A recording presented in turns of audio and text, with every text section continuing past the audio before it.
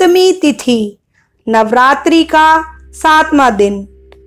कालरात्रि माता की पूजा। पसंदीदा फूल कृष्ण कमल।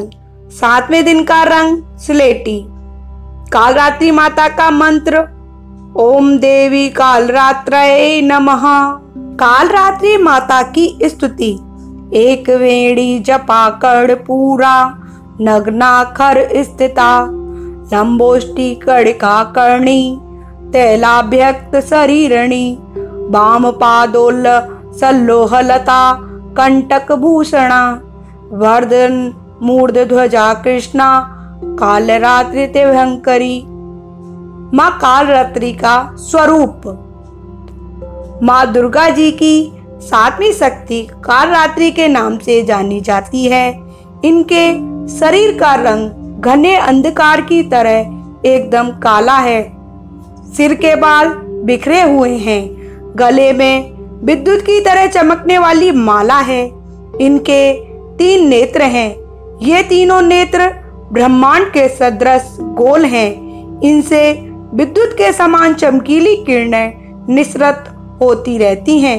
इनकी नासिका के श्वास प्रश्वास से अग्नि की भयंकर ज्वालाएं निकलती रहती हैं। इनका वाहन गंधर्व गदा है। ऊपर बैठे हुए दाहिने हाथ की वर मुद्रा से सभी को वर प्रदान करती हैं। दाहिनी तरफ का नीचे वाला हाथ अभय मुद्रा में है। बाईं तरफ के ऊपर वाले हाथ में लोहे का कांटा तथा नीचे वाले हाथ में खड़ग कटार है।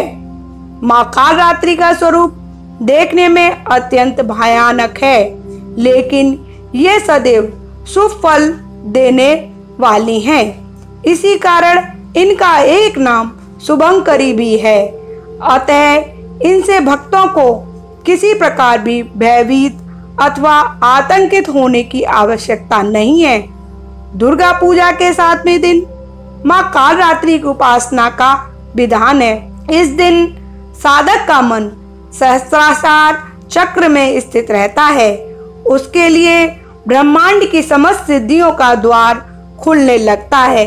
इस चक्र में स्थित साधक का मन पूर्णतः माँ कालरात्रि के स्वरूप में अवस्थित रहता है।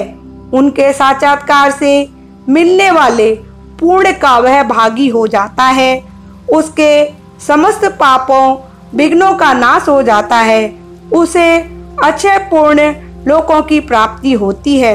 माँ कालरात्रि दुष्टों का विनाश करने वाली हैं। दानव दैत्य राक्षस भूत प्रेत आदि इनके स्मरण मात्र से ही भयभीत होकर भाग जाते हैं।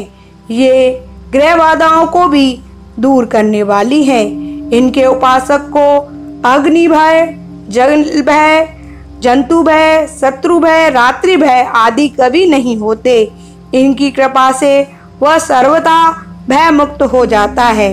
माँ कालरात्रि के स्वरूप विग्रह को अपने हृदय में अवस्थित करके मनुष्य को एकनिष्ठ भाव से उनकी उपासना करनी चाहिए। यम नियम संयम का उसे पूर्ण पालन करना चाहिए। मन वचन काया की पवित्रता रखनी चाहिए। वह शुभंकरी देवी हैं। उनकी उपासना से होने वाले शुभों की गणना नहीं की जा सकती।